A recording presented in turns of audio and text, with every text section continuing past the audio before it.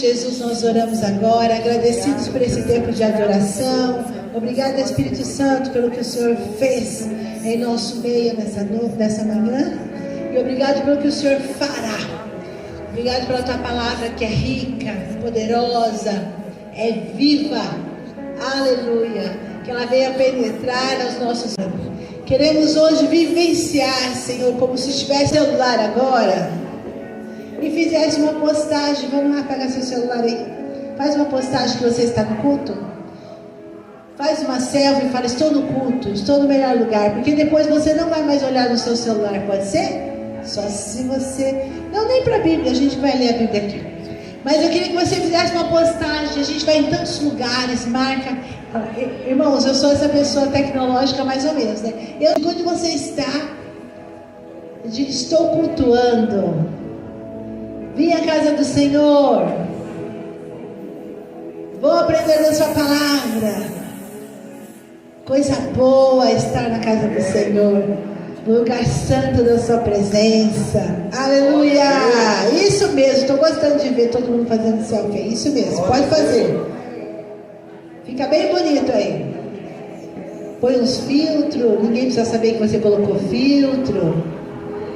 Eu mesmo nunca sei se colocaram filtro. De vez em quando eu olho e falo: mas essa pessoa é aquela pessoa mesmo do Instagram que eu vi esses dias? Mas tudo bem, coloca uns filtros bem bonitos aí, não tem problema. Isso, Gabi, posta nós.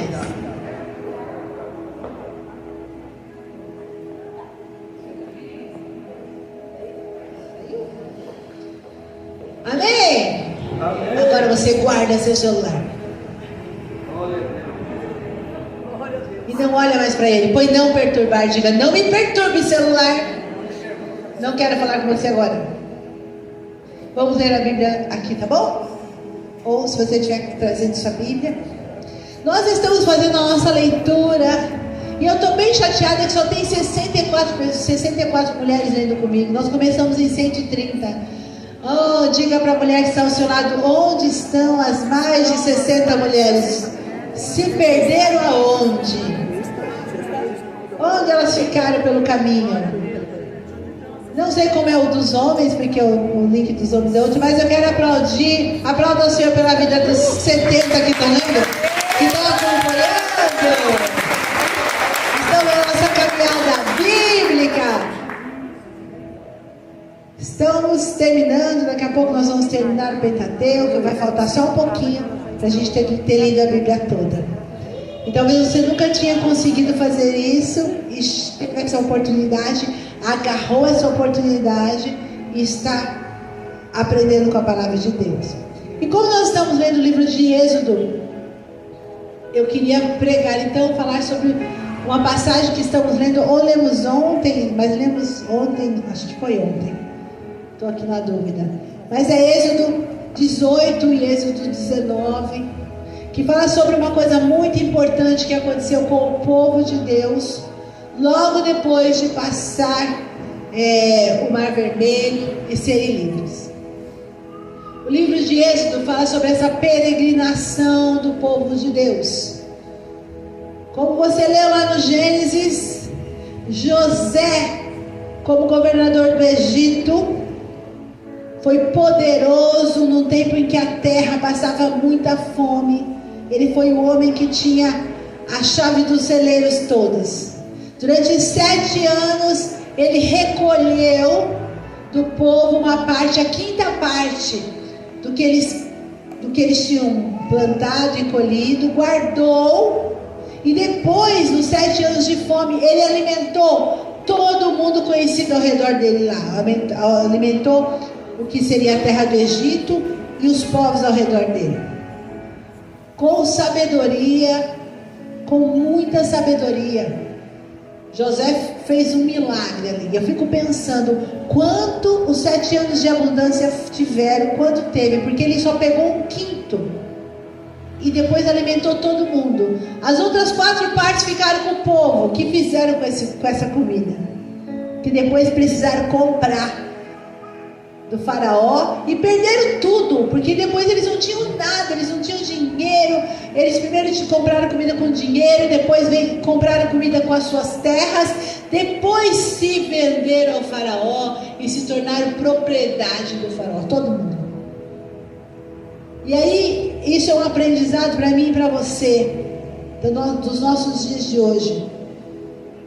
Se você tem aprendido a administrar aquilo que você tem recebido de Deus, porque mostra como um homem de Deus, com a bênção de Deus, para ser um administrador, consegue fazer milagres, e como o povo conseguiu consumir tanto, gastar tudo que tinha e empobrecer. Então fica aí a dica para você ler e aprender e pensar. A gente pode receber de Deus, pode ter um bom emprego, pode ter um bom salário, pode ser péssimo administrador e ficar sem nada. É isso que tem lá. E ser vendido como escravo, mais ou menos isso que tem lá. E aí depois disso, José, toda a sua família subiu para o Egito. Eles eram apenas 70 pessoas quando subiram para o Egito, mas Deus os abençoou e eles se multiplicaram grandemente no Egito, a ponto de ser um povo maior do que os próprios egípcios. E os egípcios ficaram então com medo e escravizaram o povo de Deus. E durante 400 anos eles foram escravos. Mas Deus ouviu o clamor deles e trouxe então Moisés como libertador do povo. E você sabe, você viu a Record, mostrou muito bem mostrado na televisão, na verdade, as 10 pragas. Todo mundo sabe como que aconteceu, porque todo mundo que viu televisão viu lá, sabe mais ou menos a história, e resgatou o povo do Egito. O povo que então era escravo saiu do Egito riquíssimo, porque eles trouxeram bens, trouxeram animais para sacrificar, prata, ouro. Eles receberam tudo, porque depois de 10 pragas, irmão, o povo do Egito estava dando tudo que eles quisessem levasse, porque tinha sido uma devastação no Egito, aquilo que aconteceu com eles, né? Até a morte dos primogênitos, que foi a pior das pragas. E eles saíram de lá, foram perseguidos no Mar Vermelho, mas Deus os livrou. Então primeiro Deus resgatou o seu povo, depois Deus aniquilou os seus inimigos no Mar Vermelho. E existem muitas histórias sobre o Mar Vermelho, né? Alguns dizem, não, na verdade, não é que o mar se abriu, é que tem uma época do ano que o mar fica quase seco naquela parte do deserto ali, do canal de Suez, e o povo passou assim. Tem um povo que fala isso, né? Mas a Bíblia diz também que os inimigos morreram no mar. Então, ou eles acreditam que Deus abriu o mar e o mar afogou os inimigos, ou eles vão ter que acreditar que os inimigos se afogaram na água aqui. Como é que... uma das duas coisas. Como é que os inimigos, os cavalos, se afogaram com água aqui? Então, eles tentam mudar a história e deixar menos milagre, mas esse é o nosso Deus, um Deus que abre caminho no meio do mar, aleluia! E que aniquila os nossos inimigos. Foi isso que Deus fez com o povo, salvou o povo, resgatou o povo da escravidão e depois exterminou os seus inimigos foram exterminados ali. E o povo de Israel começou como nação neste momento. E em Êxodo 19, tinham se passado 3 meses apenas. Para você entender a dinâmica do deserto, que Deus nunca planejou que o povo ficasse 40 anos no deserto. Porque em 3 meses eles já estavam no Monte Sinai. Eles estavam muito perto da terra de Canaã já. Vamos dizer se fosse metade do caminho, mais ou menos. Eles estavam em 3 meses, eles chegaram no Monte Sinai. Monte Sinai é esse lugar que Deus tinha escolhido como o seu Monte Santo, o lugar da adoração. Na Bíblia tem o Monte Sinai, que também é conhecido como Monte Horebe, o mesmo monte que Moisés viu a sarça ardendo. O mesmo lugar. Deus escolheu aquele lugar e santificou aquele lugar. como se fosse um lugar para receber adoração. Era aquele lugar, um lugar de visitação de Deus. Deus escolheu aquele lugar. E naquele dia, então, Êxodo 19, eles chegaram neste lugar, no lugar santo, no monte de Deus, onde Deus tinha planejado fazer uma aliança com o povo. E eu queria ler com você Êxodo 19, versículos 5 e 6.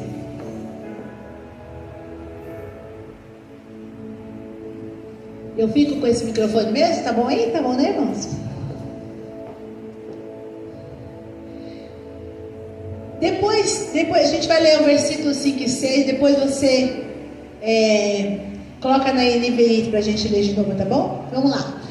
Agora, pois, se diligentemente ouvirdes a minha voz e guardardes a minha aliança, então sereis a minha propriedade peculiar dentre todos os povos, porque toda a terra é minha. E vós me sereis um reino sacerdotal e um povo santo. Estas são as palavras que falará aos filhos de Israel. Deus falando a Moisés para que ele pudesse falar ao povo. Coloca na NVI para mim. Agora, se me obedecerem fielmente, guardarem a minha aliança, vocês serão o meu tesouro pessoal entre todas as nações. Embora toda a terra seja minha, vocês vão ser o meu tesouro pessoal. Vocês serão para mim um reino de sacerdotes e uma nação santa. Essas são as palavras que você dirá aos israelitas.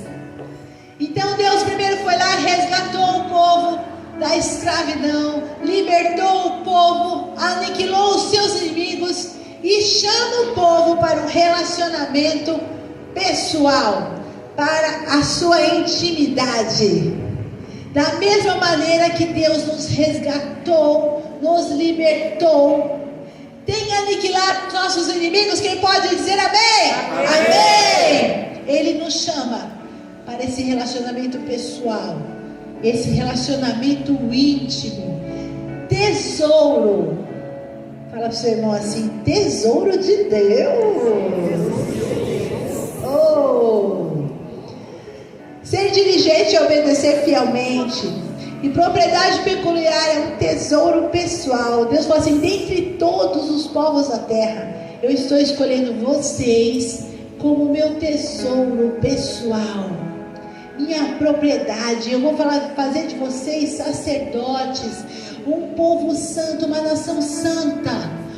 E a ideia de Deus é que os outros povos da terra possam ver vocês e possam desejar ser iguais a vocês. Deus sempre quis isso, tá bom, queridos?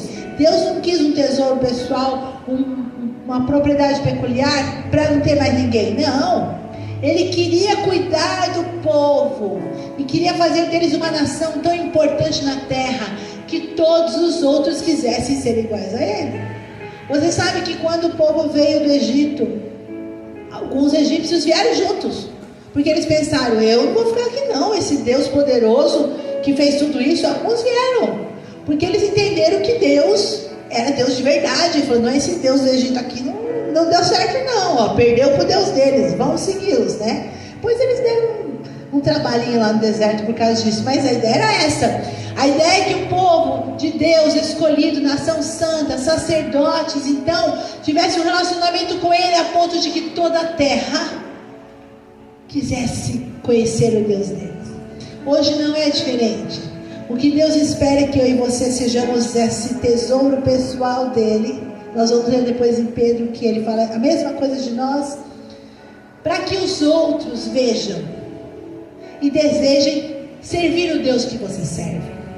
Eu e você representamos isso, essa nação santa, que através do seu testemunho resgata outros. Amém? Amém. Mas vejam só, Deus chama o povo para essa aliança. E Deus queria, o convite de Deus é: você tem que se relacionar comigo como eu era com Adão. A Bíblia diz que todas as tardes Deus passava, visitava o jardim e falava com Adão. Deus queria de novo ter esse relacionamento com o homem. Ele queria de novo poder se apresentar para ele, conversar com o homem, ter um relacionamento íntimo com ele como nação. Deus planejou isso. Esse era o plano de Deus. E o povo aceitou. O povo falou assim: sim, nós faremos tudo o que Deus desejar. E olha lá, vamos ler Êxodo 19, versículo 10 ao 13. Vamos ler comigo. Preste bem atenção nesse texto.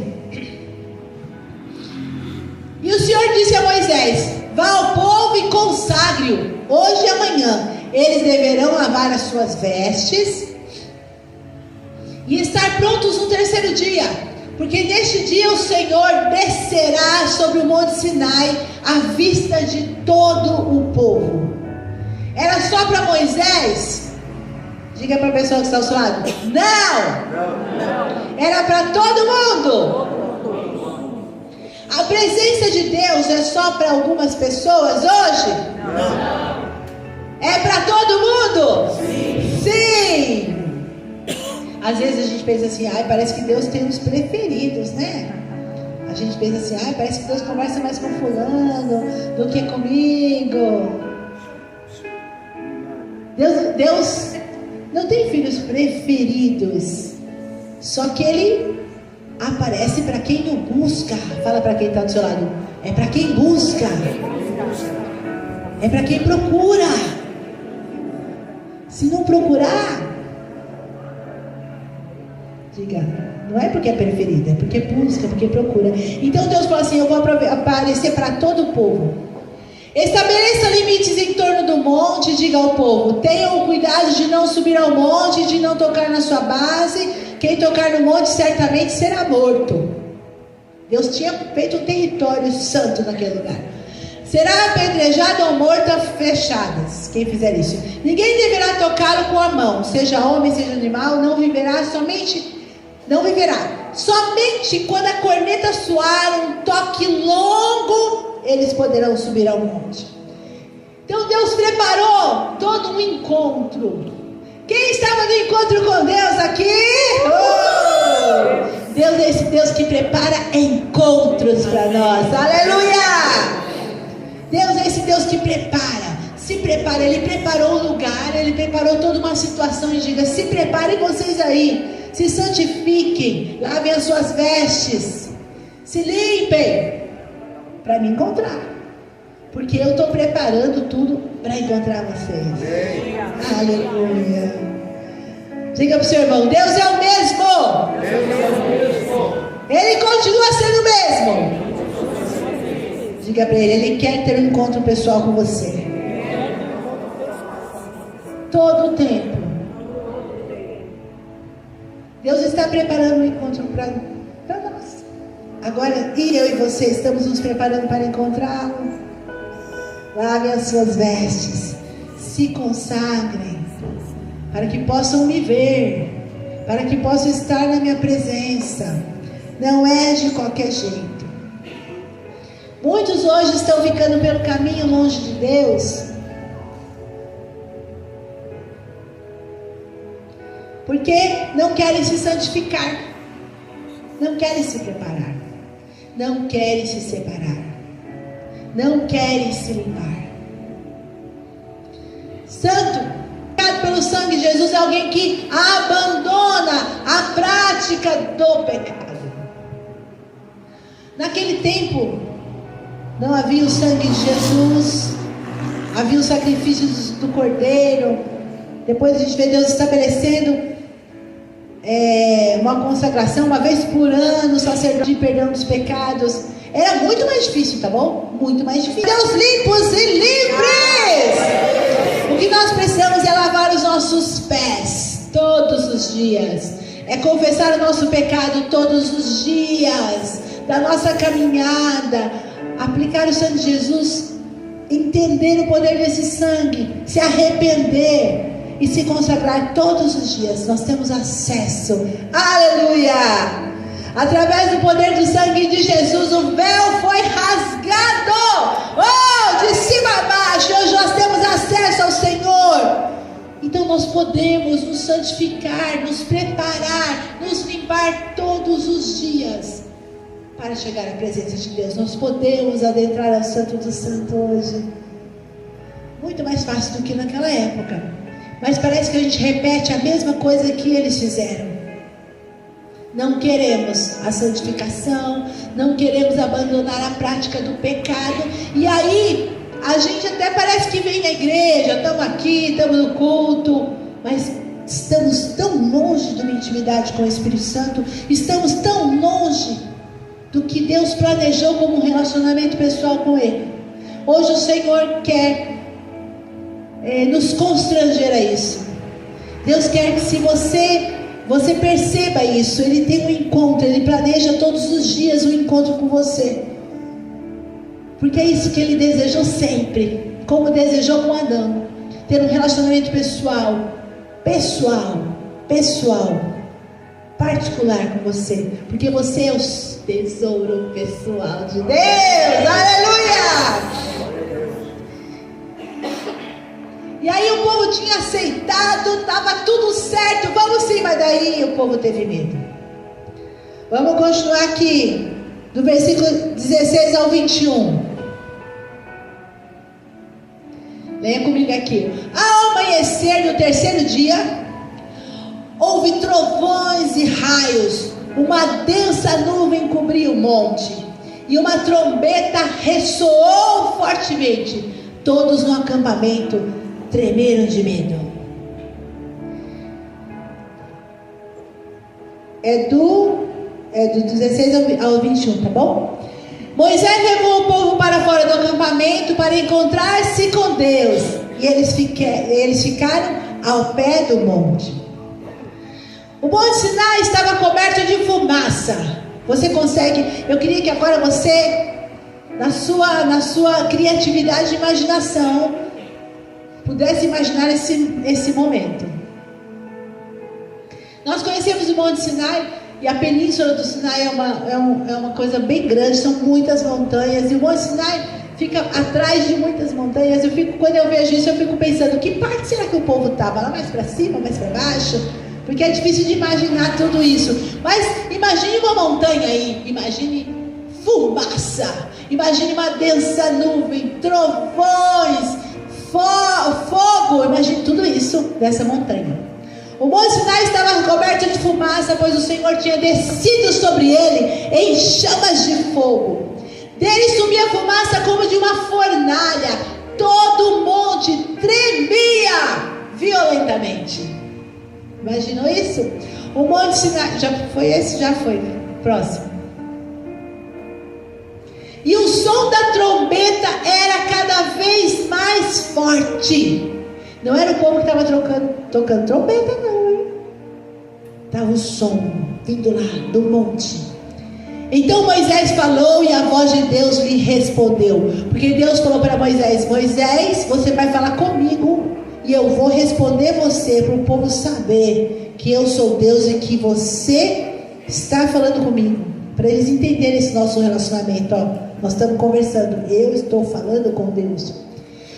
O Senhor desceu ao topo do Monte Sinai e chamou Moisés para o alto do monte. Então Moisés subiu. E o Senhor lhe disse: desça e alerte o povo que não ultrapasse os limites para ver o Senhor, porque senão muitos deles vão perecer. Deus estava preparando o povo para entender essa dinâmica de encontro com Ele. A dinâmica de ser limpo, a dinâmica de ser santificado. Deus não quis simplesmente amedrontar o povo, Ele quis mostrar o seu poder, a sua glória. O desejo de Deus não era que o povo tivesse medo. O desejo de Deus é que o povo olhasse e falasse assim: esse é o nosso Deus, e Ele quer conversar conosco. Esse Deus tão poderoso, tanta glória, e mesmo assim Ele quer falar comigo. Aleluia! Eu tenho que ver a glória de Deus assim. Eu tenho que temer, eu tenho que tremer, mas eu tenho que ter esse desejo, esse fogo que arde no meu coração. Eu quero isso. Eu quero ir lá. Eu quero quero entrar naquela nuvem. Quanto será que Deus vai me mostrar? Deus queria isso. Deus queria isso. Mas o povo teve medo. Por que o povo teve medo? Por que temos medo da presença de Deus? Por que temos medo de chegar mais perto de Deus? É o mesmo medo que temos hoje. Se eu falar com o Espírito Santo todo dia, o Espírito Santo vai ver o meu pecado de todo dia. Se eu falar com o Espírito Santo todo dia, ele vai ver que eu uso máscara em alguns lugares. Se eu falar com o Espírito Santo todo dia, ele vai ver o que eu falo todo dia. O povo teve medo. Medo de se revelar para Deus. O povo teve medo de ser quem eles realmente é, como se Deus não soubesse, né, irmão? Nós fazemos essas presepadas achando que Deus não sabe quem a gente é, né? Eu fico com vergonha de fazer isso, de falar isso, porque é isso que a gente faz. A gente se esconde debaixo da mesa. É que nem aquelas crianças, sabe, brincando de esconde-esconde com o pai e com a mãe, que fica atrás da cortina com os pés todos de fora e o pai, tô vendo você não. Ou embaixo da mesa, tudo aberto e a criança debaixo da mesa, assim, né? Cadê se escondendo? Porque ela não vê, ela acha que se ela não vê, o pai também não vê.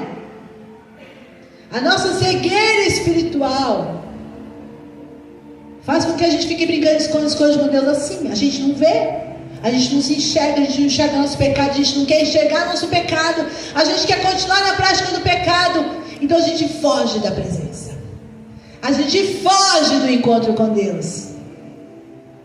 Você já se pegou perguntando assim, algum discipulador seu falou assim, vamos orar e vamos perguntar para Deus, e você pensou assim, eu não vou perguntar não? Melhor eu não perguntar, porque eu acho que eu sei o que Deus vai responder, então vou fazer de conta que eu não sei, mas no fundo, eu sei o que o Espírito Santo vai falar, mas aí a gente fica naquela coisa assim, se eu não falar, se eu não perguntar, ele não fala, parece que eu não estou pecando, parece que eu não estou mentindo, parece que eu não estou omitindo. E foi isso que o povo teve medo. Medo da presença, porque na presença eles sabiam que as máscaras iam cair, na presença eles iam ter que ser limpos todos os dias, na presença eles tinham que abandonar a prática do pecado.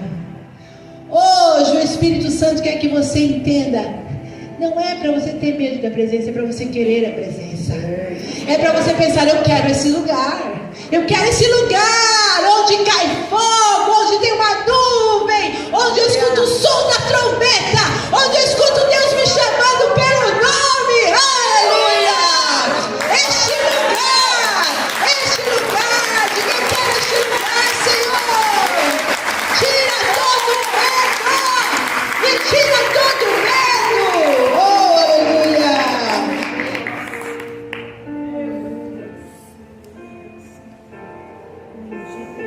Nós não queremos a presença, porque o pecado vai aparecer e eu terei que viver uma transformação. Tem gente pulando de igreja em igreja, irmãos, o tempo todo, porque não quer ser transformada, não quer abandonar a prática do pecado, quer continuar vivendo uma vida incorreta. Mas eu quero dizer para você que Deus continua desejando que você entre na sua presença. Deus continua procurando os verdadeiros adoradores que o adorem em espírito e em verdade. Deus continua disponível com as suas mãos estendidas, os seus ouvidos atentos, os seus olhos abertos para quem quiser, para quem desejar. Deus continua tendo uma vida abundante, disponível para quem quiser esse lugar. Deus continua, mas Ele precisa que você deseje estar nessa presença. O povo teve medo e voltou atrás. Diga para a pessoa que está ao seu lado, diga, não volte atrás. É tão triste essa história, queridos. É quando começou tudo a dar errado. É quando começou tudo a dar errado com o povo de Deus. Nunca foi para ficar 40 anos no deserto. Nunca foi para ficar peregrinando lá. Era para viver uma transformação. ser uma nação eleita, um tesouro pessoal de Deus, logo de começo. Tem gente que fica 40 anos na igreja e nunca se transforma. Vive uma vida miserável, porque nunca quer crescer, nunca quer avançar, nunca quer chegar. Eu tenho uma brincadeira que às vezes eu já fiz com alguém aqui. Falei, irmão, pelo amor de Deus, 40 anos não, né? Consegui e briguei com ela. Fiquei brava. Fui para casa. Cheguei em casa na época do telefone fixo, lembra, irmãos? Quando nós tínhamos telefone? De disquinho, assim, né? De teclinha. Deus falou assim, liga para ela. Eu falei assim, Senhor, você vai fazer ligar para ela? Aquela perturbada me perturbou o culto todo. Eu que tenho que ligar para ela. E Deus falou assim, você tem que caminhar com ela o tempo que for preciso. É para isso que você é pastor. Se for 40 anos, até ela mudar, caminhe com ela 40 anos. Aí eu liguei, irmão. Não caminhei porque ela não quis caminhar 40 anos comigo, tá bom? Porque ela era ruim mesmo, ela foi embora. Mas tá na igreja, tá com Jesus. Mas não quis caminhar com a gente 40 anos. Eu tinha que caminhar com ela 40 anos, mas ela também tinha que estar encaminhada, irmãos. Tinha que. Mas aquele dia eu chorei, porque eu falei, Senhor, eu tenho que ligar no telefone lá, pedir perdão. E eu falei assim, você é o pastor dela, você tem que caminhar. Então, quando às vezes a gente está discipulado alguma coisa, você fala, irmão, por favor, 40 anos, não deixa eu falar 40 anos para você a mesma coisa, não deixa eu falar 40 anos para você deixar a mentira, não deixa eu falar 40 anos para você deixar a imoralidade, não deixa eu ficar 40 anos para você deixar a pornografia, não deixa eu ficar 40 anos dizendo para você abandonar o seu egoísmo. Por favor, não fique 40 anos rodopiando no mesmo pecado, no mesmo erro. Deus te chama para o encontro e Deus diz, eu estou aqui, as minhas mãos estão estendidas, meus olhos estão fixos em você e os meus ouvidos estão prontos para ouvir a sua voz de arrependimento hoje. Aleluia! Avance, não volte atrás, não fique cometendo a mesma coisa. Chega de se achar vítima da sociedade, vítima do marido, vítima da esposa, vítima do pai. Você não é vítima nada. Foi uma decisão. E hoje Deus fala de decisão. O povo decidiu voltar atrás. O povo pensou, quero isso não. Deus apresentou os 10 mandamentos e falou assim, esses são os termos da nossa aliança. Se você ler Êxodo, depois ficam uns 4 capítulos, Deus falando todas as coisas que o povo deveria fazer. Esses são os termos da nossa aliança. Se você me obedecer, você será o meu tesouro pessoal.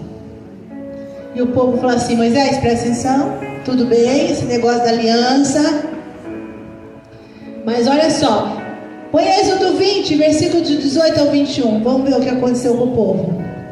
Moisés, entendemos esse negócio da aliança, mas a gente não quer ouvir Deus falar não. Sabe o que é isso, que desculpa? Melhor eu não ouvir o Espírito Santo falando para mim que eu estou errado. É melhor eu ouvir só o que eu quero ouvir. Por isso que as pessoas ficam de igreja em igreja procurando um pregador que fale o que elas querem. Elas não querem ouvir do Espírito Santo que elas estão erradas. Elas querem tomar suas próprias decisões e fazer de conta que está tudo bem. Eu quero dizer para você que você não é vítima. E se você está se colocando no lugar de vítima, vítima da enfermidade, vítima da miséria, vítima de morar no Peri. Peri, diga assim, só o Peri está no meio da prosperidade. Amém? Nós estamos no meio da prosperidade. É isso que nós estamos. Deus nos deu uma palavra, não importa onde nós estamos. Não estamos lá no Alphaville, nós estamos aqui no Peri. Só o Peri está no meio da prosperidade. Vítima de família, vítima de trabalho, vítima. Chega, queridos. Hoje você tira essa máscara de ser vítima. Ah, porque eu estou doente, está doente, e vai ficar doente quanto tempo quiser permanecer na sua enfermidade, porque Deus é um Deus que cura. É um Deus que cura. Ele é o mesmo Deus e Ele cura. Oh, aleluia. Vai continuar na miséria, se você quiser ficar na miséria, porque o Deus é o nosso Deus, é o Deus da prosperidade. Ele é o mesmo Deus.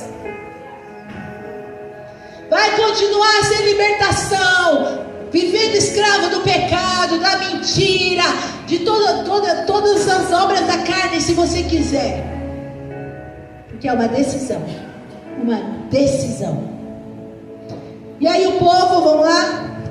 Vendo-se o povo diante dos trovões e dos relâmpagos, e do som da trombeta, e do monte fumegando, todos tremeram assustados.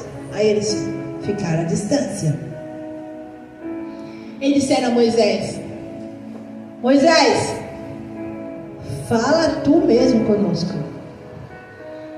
e nós ouviremos. Mas que Deus não fale conosco, para que não morramos. Próximo. Moisés disse ao povo: não tenham medo. Não tenham medo. Deus veio prová-los, para que o temor de Deus esteja em vocês e os livres de pecar. Deus queria só mostrar: eu sou esse Deus Todo-Poderoso, e estou de olho em você. Fica limpo. Se limpe todos os dias, porque eu estou vendo o seu pecado. Mas o povo permaneceu à distância, ao passo que Moisés aproximou-se da nuvem escura em que Deus se encontrava.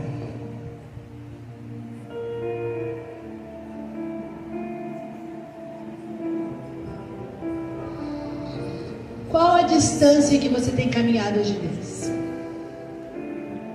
Qual a distância que você tem caminhado do Espírito Santo? Qual a distância que você estabeleceu entre você e Deus? O que está entre você e Deus? Quais são os seus ídolos que estão entre você e Deus? O povo, naquele dia, começou tudo errado e passou a depender de Moisés. Deus nunca quis que Moisés apenas ouvisse a sua voz. Deus queria um relacionamento com o povo todo. Mas aquele dia, a decisão, diga para o seu irmão: livre-arbítrio. Você tem. Você decide. Tinha uma novelinha da Rede Globo, Você Decide. Você lembra disso? Só eu, né? Você decide o final. Você botava lá o final e decidia. A sua vida é você decide. Você decide a que distância quer estar de Deus. Você decide que caminho quer tomar. Você decide quem você será amanhã, hoje. E aí então o povo passou a depender de Moisés para ouvir a Deus. Não quiseram relacionar-se com Deus. Terceirizaram o relacionamento com Deus. Eu falo com Moisés, Moisés fala com Deus, Deus fala com Moisés e Moisés fala comigo. Mas eu não quero falar direto com Deus. Não quero me relacionar com Deus.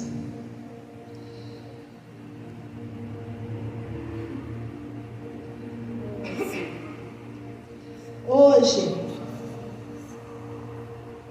como eles terceirizaram, irmãos, o relacionamento com Deus, eles passaram a depender de um homem. Logo eles se corromperam, porque Moisés não estava no meio deles. Isso é muito importante de você entender, porque essa igreja acredita nisso. Essa igreja tem o dever de te ensinar a se relacionar com Deus. Nós estávamos no encontro de pastores, e eu comentava com o Everson assim, que tem coisas que ficaram impraticáveis no nosso meio. A gente não consegue mais. A gente já viveu de algumas maneiras que a gente não consegue mais. Nossa mente se abriu, nossos olhos foram, as cadeias caíram, e nós começamos a enxergar coisas que nós não enxergávamos. Então eu e o bispo e todos os líderes dessa igreja não podemos deixar você viver desse jeito que você vive.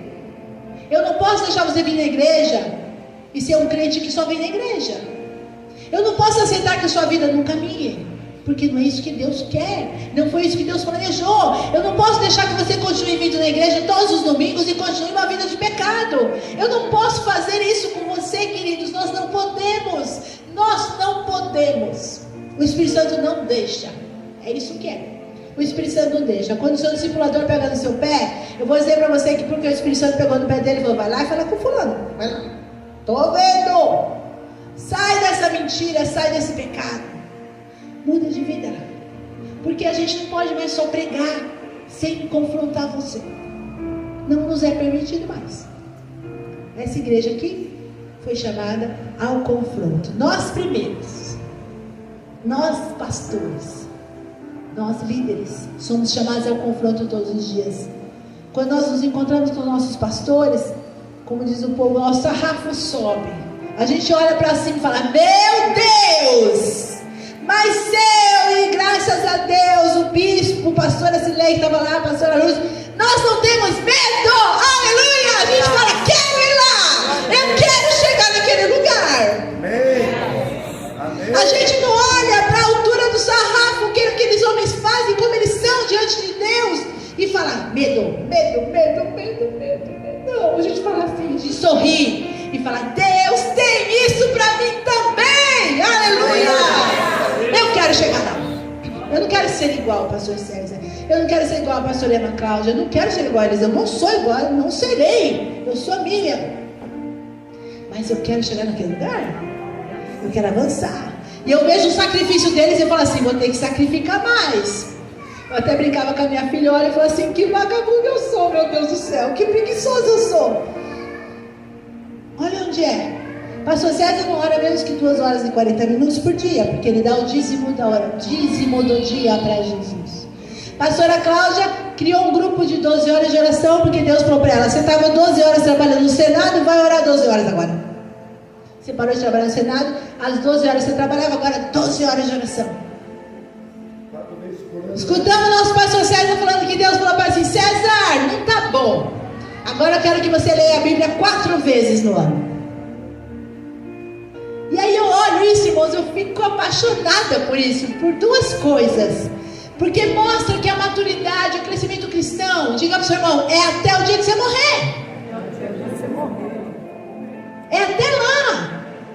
Porque Deus continua pedindo e cobrando dos nossos líderes, que para mim já estão lá em cima. E Ele dizendo: mais César, mais Emma, mais. Aí eu fico feliz que eu falo: então a gente cresce até morrer, entendeu, irmão? Até morrer, estamos lá crescendo. E mais importante ainda, eu vejo os nossos líderes lá chegando quase nos seus 70 anos e dizendo: que bom, Deus, que o Senhor está me fazendo subir mais um degrau, aleluia! Que bom, Senhor, que eu posso avançar mais um pouco nessa nuvem densa da sua presença. Que bom, Senhor, que o Senhor está me vendo aqui e me chamando mais perto. Queridos, é isso que Deus quer que você faça hoje. Ele não quer que você tenha medo de Deus, da presença. É lógico, quanto mais da presença de Deus, mais pecadores nós vamos mostrar que somos e mais arrependimento teremos. No dia que nós fomos ungidos líderes da sala de cura no Brasil, eu sentei lá para orar, irmãos, me deu um pânico e um temor, que a minha oração só era pedir perdão. Meu irmão, eu nem sei o que a pastora orou para pôr na mão na minha cabeça o que ela falou, porque eu só pedia perdão.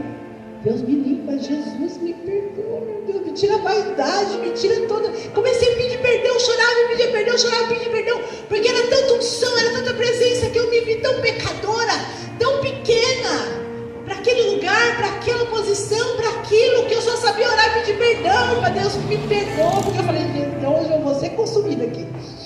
Hoje eu vou ser consumida nesse lugar. Mas eu estava lá, queridos, eu não fugi. Eu não tive medo, eu fiquei lá, tive medo, tive esse temor. Mas eu fiquei lá e falei: deixa eu aqui orar, o quanto eu puder orar. Porque se Deus me colocou aqui, Ele espera que eu seja melhor. Ele espera que eu me preserve. Ele espera que eu me limpe. Ele espera que eu me arrependa. É disso que estamos falando aqui nessa manhã, queridos. Esse encontro de todos os dias com o Espírito Santo. Eu ia ler aqui, mas é muita coisa. Êxodo 32. Depois de tudo isso, onde eu quero chegar com você? Quando o povo não quis ouvir a Deus e terceirizou para Moisés, eles ficaram dependentes de um homem. Os homens são falhos. Nesse caso, Moisés não falhou, mas Moisés poderia ter falhado e depois Moisés falhou. Mas o que aconteceu? Moisés foi para o monte. Era para o povo ter ido, queridos. Só foi Moisés e Josué. Josué ficou lá, pertinho, só vendo, e Moisés ficou lá, na presença, 40 dias. E o povo, lá embaixo, não subiu. Diga para o seu irmão, quando você não sobe, você apronta. Fala para ele. É assim que é. Quando você não sobe na presença, fala para ele, você peca. É isso que é. E aí o povo ficou lá embaixo. E aí, irmão, cabeça vazia, oficina do diabo. Começaram a pensar, Moisés morreu, e agora nós... Agora pronto, Moisés morreu lá no monte, Deus consumiu Moisés, a gente não está vendo nada. Arão, dá um jeito aqui para nós, faz um Deus para que a gente possa adorar. E por que não estavam lá? Diga para o seu irmão, estavam no lugar errado. Tinham que estar na presença. Mas não. Aí pecaram. Criaram ídolos. Quando eu não estou na presença de Deus, eu crio ídolos. Quando eu estou fora da presença, o meu trabalho vira meu ídolo. Minha esposa, meu cônjuge vira ídolo. Meus filhos viram ídolos. Minhas roupas viram ídolos. É tanta coisa que vira ídolo quando eu estou na presença de Deus. Eu viro ídolo de mim mesmo. Egoísta, até o último, que só pensa em mim, que não sei pensar em ninguém, não penso na célula, não penso na igreja. Se não tivesse culto, eu nem estou nem aí, porque eu estou não tô nem aí, sou eu e a minha vida, eu e os meus afazeres, eu e o meu dinheiro, como diz o bispo, meu e eu. Quando eu estou longe da presença, tudo pode virar ídolo. Tudo pode virar ídolo nas minhas mãos. E o povo criou ídolo. E Arão, fala para o seu irmão, fora da presença. Quando você é pressionado, fala para ele, você espana. Arão espanou. Arão levou o povo à idolatria. Líder, fora da presença, você leva o povo à idolatria. Líderes, fora da presença, você faz o que você quer, não o que o Espírito Santo quer, e leva o povo a pecar. O povo fora da presença pecou, pediu pelo pecado, e Arão foi lá e entregou o pecado do povo. Eles não deveriam estar lá, eles deveriam estar na presença. Quero que você se coloque de pé.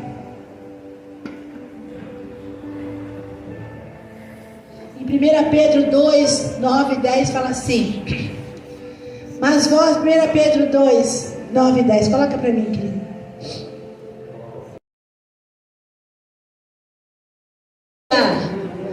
Diga, eu quero a presença. Eu preciso da presença. Se eu tiver a presença, diga, se eu não tiver a presença, eu vou fazer coisa errada. 1 Pedro 2, 9.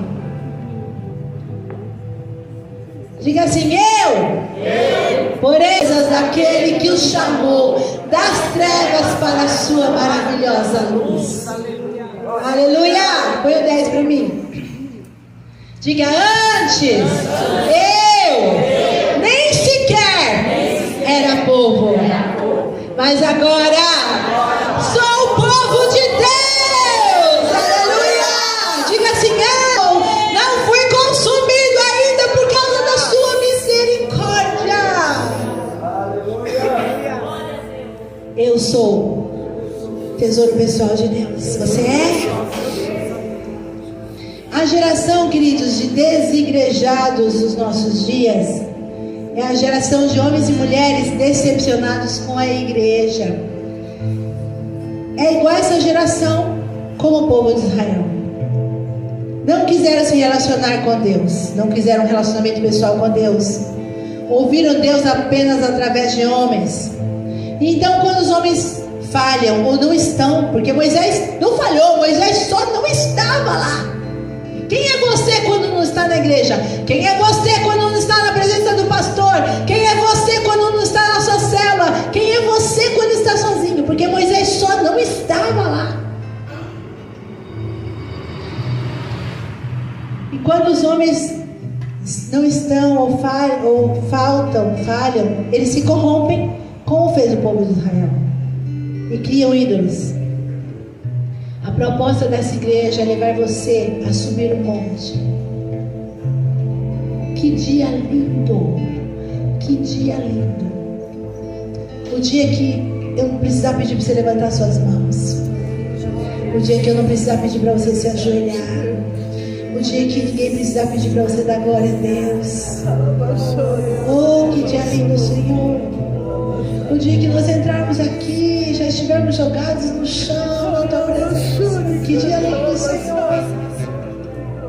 Que dia lindo quando tudo que nós temos nessa terra, nós pensarmos como Obed-Edom: eu largo tudo, porque o mais importante é a presença. Eu vou aonde a presença está, não aonde estão os bens, as riquezas. Eu vou aonde a presença está. Que dia lindo, Senhor! Onde não precisamos falar para ninguém orar, para ninguém fazer a sua devocional, para ler a Bíblia. Oh, Deus! Que dia lindo em que nós teremos esta igreja que o Senhor escolheu, que o Senhor desejou, que o Senhor planejou, Senhor. Oração, tempo devocional, conhecer a voz de Deus, ter discernimento espiritual, estar em célula, discipulado, crescimento, maturidade, evangelismo. São uma escolha, são uma decisão. O povo decidiu não ir. E Deus pergunta: e você, o que decide da sua vida?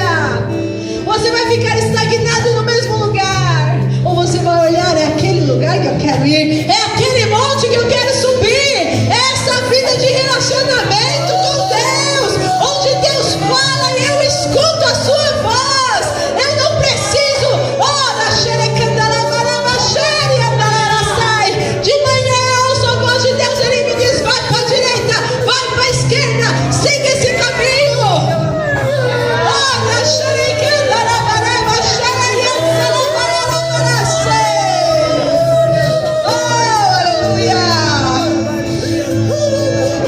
Se a gente continuar lendo o Êxodo, Deus fala assim: Moisés, aquele povo que você trouxe do Egito, oh meu Deus, eles já se corromperam, eles já pecaram de novo. Oh Moisés, foi tanto milagre, tanta maravilha naquele lugar, como esse povo, depois de tanto que eu fiz, já pecou, já se corrompeu.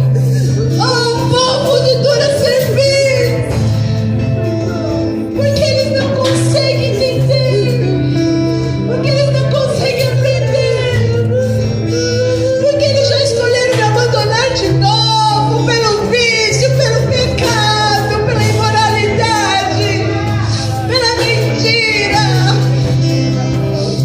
Oh, Moisés, por que eles fizeram isso? Eles já criaram ídolos, já se afastaram de novo e já criaram ídolos.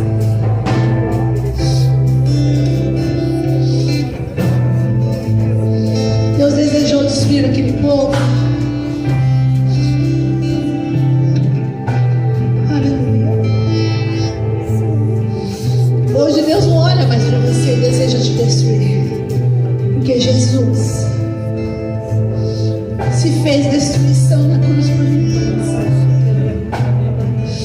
Hoje Deus não olha mais para mim e para você como olhou o povo e diz: vou destruir esse povo, vou acabar com eles. O que é isso?